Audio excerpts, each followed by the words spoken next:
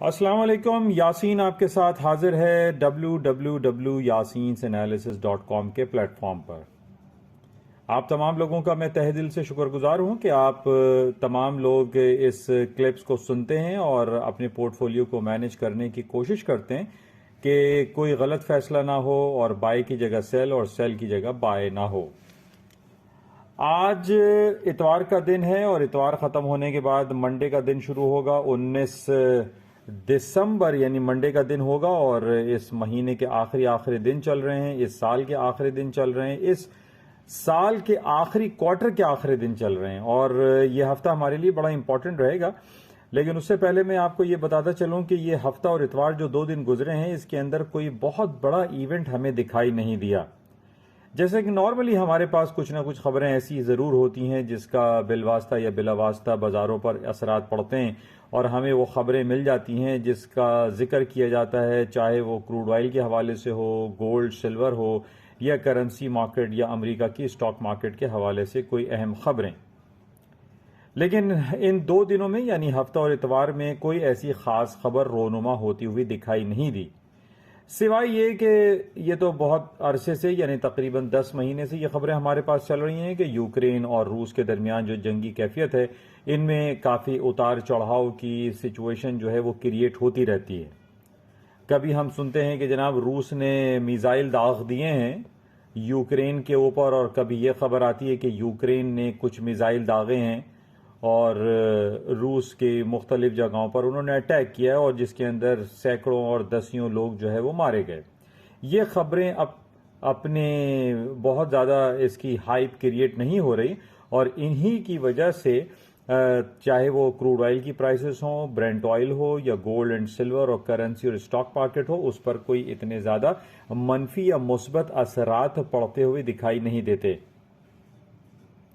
बहरहाल इस हफ्ते का जायजा अगर हम लें यानी जो पिछला हफ्ता हमारे पास गुजरा उसके अंदर एक बहुत बड़ी खबरें हमारे पास आती रही कि जनाब सबसे पहले पिछले जो ट्यूसडे का दिन था यानी पिछले हफ्ते का जो सेकंड वर्किंग डे था ट्यूसडे, उसके अंदर हमारे पास ये खबर थी कि जनाब अमेरिका की महंगाई की या इफराते ज़र की जो रिपोर्ट है कंज्यूमर प्राइस इंडेक्स के आदाद शुमार शाया होंगे और वो शाया हुए।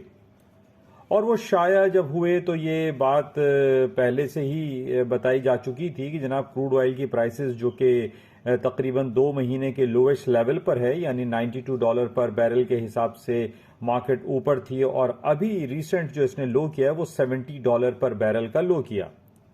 तो इस तेल की गिरती हुई कीमतों के हवाले से ये बात सामने आ रही थी कि जनाब अमेरिका में जो कंज्यूमर प्राइस के नंबर्स आएंगे, जो इफराते ज़र के आदाद शुमार शाया होंगे, वो निस्बतन कम शाया होंगे और कुछ ऐसे ही सूरत हाल हुई जब रिजल्ट अनाउंस हुआ तो अमेरिका की जो इफराते ज़र के आदाद शुमार हैं वो 7.3 की जगह 7.1% आए, जो कि ये इंडिकेट कर रहा है कि जनाब अमेरिका में जो महंगाई की शरह जो पिछले 40-45 साल की बुलंद तरीन सतहों पर थी वो गिरती चली जा रही है, जो कि बहुत एक अच्छी बात है। और गिरने की वजह सिर्फ और सिर्फ हमारे सामने यही आई कि जनाब जो एनर्जी सेक्टर की जो प्राइसेस हैं, चाहे उसके अंदर क्रूड ऑयल हो, ब्रेंट ऑयल हो, गैसोलीन हो या हीटिंग ऑयल हो, ये तमाम प्राइसेस इसकी डाउन हुई हैं और तकरीबन 2-3 महीने के लोएस्ट लेवल पर मार्केट गई, जिसका एक डायरेक्टली इम्पैक्ट पड़ा अमेरिका की इकोनॉमी के ऊपर और अमेरिका की स्टॉक मार्केटों पे बहुत अच्छे पॉजिटिव असरात आए। और बरोज मंगल को हमने ये देखा कि अमेरिका की स्टॉक मार्केटों में तेजी का रुझान आया और उसके रुझान आने की वजह सिर्फ और यही बताई जा रही थी, जो स्पेक्यूलेशन की जा रही थी कि जनाब अब अमेरिका जो कि लास्ट वेनेसडे उसकी रिपोर्ट आनी थी अगर अमेरिका के सेंट्रल बैंक की कि वो अपने इंटरेस्ट रेट में इजाफा तो करेगा लेकिन इजाफा कम करेगा। और यही कुछ हुआ। पिछले हफ्ते हमने ये देखा कि अमेरिका का जो नतीजा आया, जो उनके फेडरल रिजर्व बैंक ने अपने इंटरेस्ट रेट में जो इजाफा किया वो 75 बेसिस पॉइंट नहीं बल्कि महज 50 बेसिस पॉइंट इंटरेस्ट रेट बढ़ाया। लेकिन इंटरेस्ट रेट बढ़ाने के बाद हमने जर्मी पाल साहब के जो कमेंट्स आए, जो उनकी तकरीर होती रही, उसमें हमें ये खबरें भी नजर आईं कि जनाब अमेरिका आइंदा भी अपने शरह सूद में इजाफे को जारी रखेगा। तो बहरहाल इस बेसिस पे हमने ये देखा कि जब इंटरेस्ट रेट जारी रखने के कमेंट्स सामने आए तो स्टॉक मार्केटों ने गिरना शुरू कर दिया। हालांकि ये खबर पिछले दिनों चल रही थी कि जनाब इंटरेस्ट रेट तो बढ़ाया जाएगा लेकिन कम बढ़ाया जाएगा और उस बेसिस पे अमेरिका की इकोनॉमी दोबारा से स्ट्रांग होगी और स्टॉक मार्केटें ऊपर की तरफ जाएंगी। लेकिन जर्मी पाल साहब की तरफ से जब ये बयानात आना शुरू हो गए उनकी प्रेस कॉन्फ्रेंस में कि आइंदा भी सन 2023 के अवाइल में भी अमेरिका अपने इंटरेस्ट रेट में इजाफे को बरकरार रखेगा, तो इस बेसिस पे हमने ये देखा कि अमेरिका की स्टॉक मार्केट है जिसमें उनकी स्ट्रीमलाइन इंडेक्स जो होते हैं यानी S&P, डाउ जोन्स और नेस्डैक, ये अपनी निचली सतहों पर आ गए और मल्टी मंथ्स का इन्होंने लो कर दिया। लेकिन हमने फ्राइडे की नाइट को ये देखा कि मार्केटें नीचे तो जरूर आई लेकिन उसके बाद जब क्लोजिंग टाइम आया लेट नाइट 2 और 3 बजे तो मार्केटों में दोबारा से एक बाउंस बैक आया और बाजारें ऊपरी सतहों पर जाना शुरू हो गईं। तो बहरहाल ये इसके कुछ अलग मामलात हैं कि जनाब अमेरिका की स्टॉक मार्केटें ऊपर क्यों जा रही हैं और पहले नीचे क्यों आई, वो तमाम बातें आपके साथ शेयर की गई कि क्रूड ऑयल की प्राइसेस चूंकि तकरीबन 2-3 महीने के लोएस्ट लेवल पर आई, जिसकी वजह से हमने देखा कि जो इंटरेस्ट रेट बढ़ाने की इंडिकेशंस आ रही हैं कि आइंदा वो कितना बढ़ाएंगे 50 बेसिस पॉइंट या 25 बेसिस पॉइंट, वो एक अलहदा बात है। इन्हीं स्पेकुलेशंस पर हम ये देख रहे हैं कि बाजारों में एक उतार भी आ रहा है और चढ़ाव भी आ रहा है। तो बहरहाल इसको हम कंटिन्यू रखेंगे और वॉच करेंगे कि क्या कुछ होता है और अमेरिका की इकोनॉमी के हवाले से क्या कुछ सूरत हाल रोनुमा होती है और बर्पा होती है। अच्छा, इसके साथ ही जैसे कि मैंने आपसे ये कहा कि ये हफ्ता जो शुरू हुआ है या कल से जो शुरू होगा ये एंडिंग चल रही है, यानी दिसंबर का आखिरी है, फिर इस साल के आखिरी दिन चल रहे हैं और इसमें नॉर्मली हमने ये देखा है फॉर लास्ट 15-20 ईयर्स 25 ईयर्स से जब से हम लोग देख रहे हैं कि इस बाजारों में एक वर्ड बड़ा इस्तेमाल होता है खासतौर पे दिसंबर के आखिर में और वो कहलाता है सांता रैली। यानी जब सांता क्लाउज या क्रिसमस हॉलीडेज सेलिब्रेट होने वाली होती हैं या उसके बाद जो बॉक्सिंग फेस्टिवल आता है जिसमें ह्यूज शॉपिंग फेस्टिवल्स मुनक्किद किए जाते हैं, तो इस बेसिस पे हमने नॉर्मली ये देखा है कि एक सांता रैली कंसिडर की जाती है, सांता रैली आती है, बाजारों में तेजी के इम्कानात बहुत ज्यादा रोशन हो जाते हैं। या आप ये कह लीजिए कि जितनी भी दुनिया की बड़ी बड़ी कंपनीज हैं, फर्म्स हैं, उनकी जब क्लोजिंग स्टेटमेंट आती है दिसंबर के आखिर में तो वही कोशिश करते हैं कि उनकी बैलेंस शीट एक खूबसूरत नंबर दिखाए। तो इस बेसिस पे हमने ये देखा है कि जो सांता रैली का एक कॉन्सेप्ट है उसमें बाजारों में एक तेजी का कॉन्सेप्ट आता है और बाजारों में तेजी आ जाती है, चाहे वो अमेरिका की स्टॉक इंडिसीज हों या उसके अलावा जो दूसरे इंडिविजुअल स्क्रिप्ट हों जिसमें दुनिया की बड़ी बड़ी जायंट कंपनीज हैं, जिसमें अल्फाबेट गूगल है, एप्पल है, अमेजॉन है, फेसबुक है, नेटफ्लिक्स है और आपकी IBM है और माइक्रोसॉफ्ट है। ये सारी जो दुनिया की जायंट बड़ी तरीन कंपनीज हैं इनके नंबर्स में आदाद शुमार में तेजी आ जाती है। तो कल से बाजार जो शुरू होंगी बरोज पीर से हम ये कह सकते हैं कि एक सांता रैली वाली जो कॉन्सेप्ट है वो पॉसिबल है। तो बहरहाल इसको हम चेक में रखेंगे कि क्या कुछ सूरत हाल होती है। एंड प्लस कल से हमारे पास एक बड़ा इंपॉर्टेंट डे भी स्टार्ट हो रहा है और वो डे ये है कि जनाब फ्राइडे को जितने भी कॉन्ट्रैक्ट थे यानी जो दिसंबर कॉन्ट्रैक्ट थे वो फ्लोर से एक्सपायर हो गए, चाहे वो स्टॉक ऑप्शंस हो, स्टॉक इंडिसीज फ्यूचर्स हो, स्टॉक इंडेक्स ऑप्शंस हो या इंडिविजुअल ऑप्शंस ट्रेड होता है जिसके अंदर करेंसी हैं, स्टॉक्स हैं, डिफरेंट कमोडिटीज हैं, उन तमाम के जो दिसंबर कॉन्ट्रैक्ट थे वो फ्लोर से एक्सपायर हो गए हैं। अब कल बरोज मंडे से हमारे पास जो ट्रेड शुरू होगी वो टोटली 100% यानी फुल फ्लैज जो मार्केट चलेगी वो मार्च कॉन्ट्रैक्ट चलेगा। तो मार्च कॉन्ट्रैक्ट और दिसंबर कॉन्ट्रैक्ट जब पैरेलल दो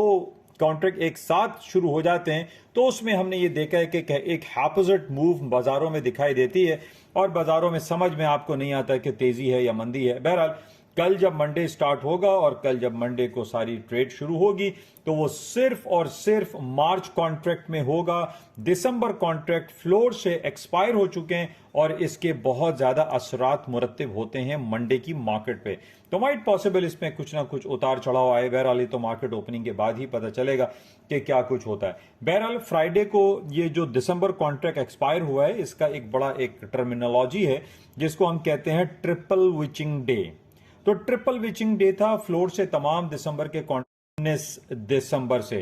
तो बहरहाल इसको भी हम चेक में रखेंगे कि क्या कुछ होता है। तो बहरहाल इसको चेक में रखना है। अच्छा, इसके अलावा थोड़ा सा अगर हम अपनी तज्जिया का दायरा वसी करते हैं, क्रूड ऑयल की तरफ आते हैं। हम क्रूड ऑयल की प्राइसेस जो कि पिछले 2-3 महीने से हम ये देख रहे हैं कि बाजारों में खबरें तो सारी ऊपर की तरफ आ रही हैं कि जनाब $92 से ये $100 हो जाएगा, $100-150 हो जाएगा, लेकिन ऐसा हो नहीं रहा है।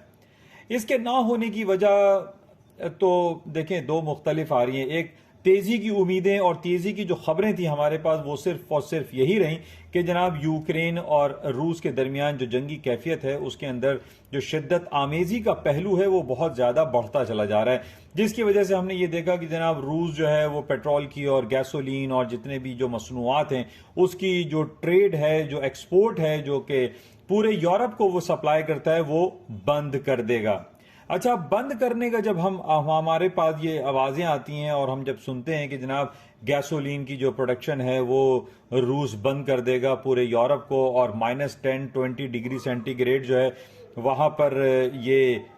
एक टेम्परेचर चल रहा है, तो इस -डिग्री टेम्परेचर के बेसिस पे जाहिर है कि सप्लाई और डिमांड फैक्टर लाई करता है और इसके अंदर जो है यानी डिमांड बढ़ जाती है और डिमांड बढ़ने के बाद हम ये देखते हैं कि प्राइसेस में इजाफे के बहुत ज्यादा इम्कानात होते हैं, लेकिन ऐसा हो नहीं रहा। यानी हमारे पास एक खबर आती है कि जनाब रूस जब पेट्रोल बंद कर देगा पूरे यूरोप को तो तेल की डिमांड में इजाफा होगा और तेल जब नहीं मिलेगा तो बाय हुक और बाय क्रुक यूरोपियंस जो हैं वो पेट्रोल को लेंगे और वो कहीं से भी खरीदेंगे। तो इस बेसिस पे ये गुमान पैदा हो चलता है कि जनाब तेल की प्राइसेस जो है वो बहुत ऊपर चली जाएंगी और जनाब तेल जो है वो $100 को भी क्रॉस कर जाएगा, लेकिन ऐसा हो नहीं पा रहा है। दूसरी तरफ हमारे पास ये खबर आती है कि जनाब यूरोपियन यूनियन वालों ने और G20 ने, G7 ने, ऑस्ट्रेलिया ने, बरतानिया ने जनाब ये एक कैप लगा दिया है कि जनाब अगर आपको रूस का पेट्रोल चाहिए तो वो $60 में आपको लेना पड़ेगा, अगर आप $60 में नहीं लेते तो हम आपके ऊपर दो डिफरेंट सिफारती और तिजारती पाबंदियां लगा देंगे। लेकिन इसका भी कोई खास फायदा हमें दिखाई नहीं देगा। लेकिन बहरहाल चूंकि जैसे मैंने आपको पिछले दिनों भी ये बताया था कि अमेरिका एक बड़ी सुप्रीम पावर है, अमेरिका 21 ट्रिलियन डॉलर का जीडीपी एग्जिस्ट करता है, जबकि जो रूस का जीडीपी है वो महज $2 ट्रिलियन के करीब है। तो यहां पर हम देखते हैं कि $21 ट्रिलियन और कहा $2 ट्रिलियन की फाइट चल रही है। बहरहाल ये एक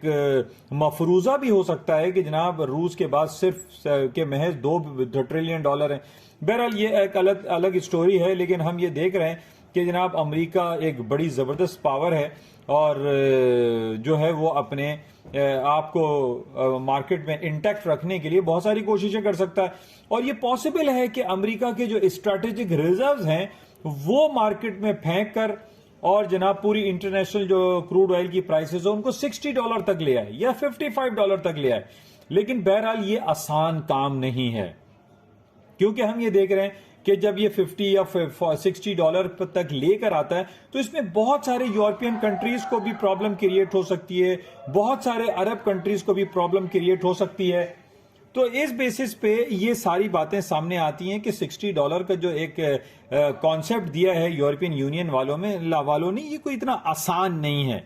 बहरहाल इसको हम चेक में रखेंगे, लेकिन ये सारी बातें आप जहन में रखते हुए अपने पोर्टफोलियो को मैनेज करें कि जनाब $60 की जो बातें चल रही हैं क्या इसके अंदर कोई हकीकत का पहलू शामिल है या नहीं। तो बहरहाल इसको भी देखते हैं, लेकिन अब तक तो हमारे सामने यही बात सामने आ रही है कि जनाब $92 से गिरते गिरते बाजारें जो हैं वो $70 तक आ गई, लेकिन फ्राइडे को मार्केट जो है वो $75-74 तक रही। तो यहां पर यह कहा जा सकता है कि जनाब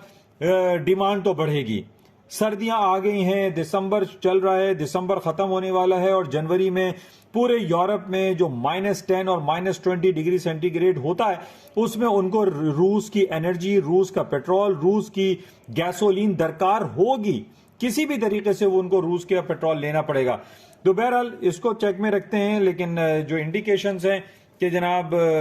ये पेट्रोल नीचे आ जाएगा, उसके नीचे आने की वजह दो ही नजर आ रही हैं कि जनाब अमेरिका अपने स्ट्रेटेजिक रिजर्व्स को मार्केट में फेंकता रहेगा एंड प्लस यहां पर हमारे पास ये खबर भी बहुत ज्यादा चल रही है कि जनाब चाइना बंद पड़ा हुआ है, चाइना में जीरो कोविड पॉलिसी इंटैक्ट है और चाइना अभी तक अपने आप को पूरा खोल नहीं रहा है, वहां पर लॉकडाउन है, वहां पे शटडाउन है। लेकिन इन तमाम बातों के साथ हम देख रहे हैं कि तेल की कीमतें नीचे हैं और बातें यही आ रही हैं कि जनाब चाइना चूंकि 1.5 अरब आबादी का मुल्क है, वहां पे लॉकडाउन और शटडाउन की सोबतें लोग बर्दाश्त कर रहे हैं, वहां पे ट्रैवलिंग चल रहे हैं, गाड़ियां कम चल रही हैं। तो इस बेसिस पे भी ये कहा जा रहा है क्योंकि चाइना में जीरो कोविड पॉलिसी इंटैक्ट है, इस बेसिस पे तेल की डिमांड में इजाफा नहीं हो रहा है, जिसकी वजह से तेल की कीमतें निचले सतहों पर जा रही हैं। बहरहाल ये तो सारी फंडामेंटल्स खबरें हैं। इसके अलावा अगर हम बात करते हैं टेक्निकलिटीज को, तो मैंने आपको पिछले हफ्ते भी कहा था $73 और $70 is a very crucial important supporting level है। अगर आप परचेज करते हैं तो $73 के नीचे या $70 के नीचे स्टॉप लगाकर आप बाय कर सकते हैं। उसके बाय करने के फंडामेंटल न्यूज ये हो सकती है कि जनाब किसी भी वक्त चाइना अपने जीरो कोविड पॉलिसी की जो रिस्ट्रिक्शंस है उसके अंदर नरमी लेकर आ जाए, और इसी तरीके से जनाब पूरे यूरोप में जब सर्दी की लहर और तेज बढ़ेगी तो वहां पर तेल, पेट्रोल और गैसोलीन की प्रोडक्ट और एनर्जी सेक्टर की जो डिमांड है उसमें शदीद इजाफा होगा और तेल की कीमतों में इजाफा हो सकता है। तो ये सारी बातें आपके सामने। अच्छा, इसी तरीके से अभी अगले हफ्ते जो है जनाब वो न्यू ईयर सेलिब्रेशन आने वाली है। न्यू ईयर सेलिब्रेशन में बहुत ज्यादा डिमांड बढ़ जाती है, लोग ट्रैवलिंग करते हैं, घूमते हैं, फिरते हैं, मौज मस्तियां करते हैं। इसमें भी हमने देखा है कि जो पेट्रोल की कीमतें हैं उसमें इजाफा होता है, डिमांड इजाफा होता है। तो इस वजह से ये कहा जा सकता है कि तेल की कीमतें ऊपरी सतहों पर जा सकती हैं। किसी भी वक्त चाइना अपनी कोविड पॉलिसी में नरमी लेकर आ सकता है और सर्दियों की लहर में शिद्दत आने के साथ तेल की कीमतें ऊपर जा सकती हैं। बहरहाल ये सारी बातें हैं, इनको आप खुद एनालाइज करें और इसको चेक करें कि क्या कुछ हो सकता है। बहरहाल ये बड़ा इंपॉर्टेंट फैक्टर है। अच्छा, इसके साथ एक बहुत बड़ी खबर ये चल रही थी कि जनाब यूरोपियन यूनियन ने जो पाबंदी लगाई है रूसी पेट्रोल के ऊपर, तो इसमें भी कोई हकीकत नजर नहीं आ रही है, क्योंकि यहां पर कोई एक पेज पर नहीं है। फ्रांस और जर्मनी एक पेज पर नहीं है, बेल्जियम, हंगरी और दूसरे ममालिक हैं, स्वीडन है, फिनलैंड है, नॉर्वे है, ग्रीस है, हंगरी है। ये सब कहते हैं कि भाई हमें तो बाय हुक और बाय क्रुक पेट्रोल चाहिए, हमें तो सर्दियों से बचना है, वरना हम तो इन सर्दियों से मर जाएंगे। तो इस बेसिस पे ये देखने में आ रहा है कि ये सारे एक पेज पर नहीं है और इनको पेट्रोल खरीदना पड़ेगा, इनको रूसी पेट्रोल लेना पड़ेगा, और इस बेसिस पे ये कहा जा सकता है कि तेल की कीमतों में इजाफे के इम्कानात मौजूद रहेंगे। इसको आप चेक में रखिएगा। अच्छा, बहरहाल ये कुछ खबरें आपके साथ शेयर की गई हैं और बस यही सबसे ज्यादा इंपॉर्टेंट है। और कल हमारे पास कोई बहुत बड़ा डेटा, बहुत बड़ी रिपोर्ट नहीं आएगी, सिवाय यही जैसे मैंने आपसे कहा कि कल मंडे का दिन है और कल मार्च कॉन्ट्रैक्ट का पहला दिन होगा और इसमें बहुत ज्यादा एक्टिविटी दिखाई देगी, क्योंकि दिसंबर कॉन्ट्रैक्ट एक्सपायर हो चुका है और जो मार्च का कॉन्ट्रैक्ट है वो चलता रहेगा और वो फुल फ्लैश मंडे के दिन से वो स्टार्ट हो जाएगा, जिसके बेसिस पे हम ये कह सकते हैं कि मार्केट में वॉल्यूम ज्यादा रहेगा। ये कहना कि जनाब सोने में तेजी या तेल की कीमतों में तेजी होगी वो तो कहना कबल अज़ वक्त होगा, लेकिन मार्केट में वॉल्यूम बहुत ज्यादा रहेगा। अच्छा, पिछले हफ्ते हमने देखा कि इंटरेस्ट रेट सबने बढ़ा दिया। पहले अमेरिका ने बढ़ाया, उसके बाद स्विट्जरलैंड ने बढ़ाया, फिर यूरोप ने, फिर बरतानिया ने, फिर यूरोपियन यूनियन ने 50-50 बेसिस पॉइंट अपने इंटरेस्ट रेट में इजाफा किया है। इसको भी हम वॉच में रखेंगे। तो ये कुछ खबरें हैं कि क्या कुछ हो सकता है। अच्छा, एक और आर्टिकल मुझे दिखाई दिया जिसमें यह कहा जा रहा है कि चाइना में 90% लोगों को वैक्सीनेट कर दिया गया है। तो ये भी एक पॉजिटिव खबर है। तो इसमें ये इंडिकेशन हमारे सामने आ सकती हैं कि जनाब चाइना जो है जल्द अज जल्द रीओपन हो सकता है और इस रीओपन के बेसिस पे तेल की कीमतों में इजाफे के इम्कानात रोशन रहेंगे। तो बहरहाल ये कुछ खबरें आपके साथ शेयर की गई हैं और होपफुली इससे कुछ ना कुछ आपको इस्तेफादा होता होगा। इंशाल्लाह आपसे राब्ते में रहेंगे और देखते हैं कि क्या कुछ सूरत हाल होती है। वैसे जो आज संडे के दिन हमारे पास जो खबर जो टेक्निकलिटीज जो हम स्टॉक्स देखते हैं, जिसमें TA-35 इसराइल और तदावुल ऑल शेयर सऊदी अरब के जो स्टॉक्स हैं वो अपने मनफी दर्जात में रहे। तो बहरहाल इसको हम देखते हैं, लेकिन आज हफ्ता इतवार हमें कोई बहुत बड़ी खबरें नहीं नजर आई जिसके बेसिस पे ये कहा जाए कि मार्केट में कोई गैप ओपनिंग होगा। लेकिन ओवरऑल आखिर में आपको ये लास्ट बताता चलूं कि जो गोल्ड की प्राइसेस जो 1802 1800 से ऊपर गई हैं, इसमें तेजी के रुझान ही पाए जा रहे हैं बिकॉज ऑफ ये जंगी हालात और ये इंटरेस्ट रेट के बेसिस पे। तो कह रहे हैं कि जनाब इंटरेस्ट रेट जो है वो बढ़ाया है लेकिन कम बढ़ाया है। इस बेसिस पे भी तेल की कीमतों में इजाफा ही सोने की कीमतों में इजाफे के इम्कानात ही मौजूद हैं। और प्लस ये कि पाकिस्तान में भी जो सोना पर तोला है वो 1,72,000 यानी 172,000 रुपीज का जो है वो 1,72,000 रुपए पर तोला हो चुका है। ये तारीखी बुलंदी है और इसमें मजीद इजाफा दिखाई दे रहा है। उसकी वजह यह है कि पाकिस्तान में डॉलर की कीमतें जो है वो निचली सतहों पर आती हुई फिलहाल दिखाई नहीं दे रही। उसके जो इंपॉर्टेंट पहलू थे वो मैं आपसे जिक्र करता रहता हूँ कि पाकिस्तान का जो तिजारती खसारा है वो मुस्तकिल इजाफा हो रहा है। पाकिस्तान में एक्सपोर्ट कम और इम्पोर्ट ज्यादा है। तो बहरहाल ये कुछ बातें आपके साथ की गई हैं। इंशाल्लाह आपसे कल फिर मुलाकात होगी और बातें होंगी कि कल क्या कुछ होता है। तो इंशाल्लाह राब्ते में रहते हैं। जाते हुए आपसे गुजारिश कि इस यूट्यूब चैनल को भी और ये yasinanalysis.com के प्लेटफॉर्म को आप जल्द अज जल्द ज्वाइन करें। Thank you. खुदा हाफिज।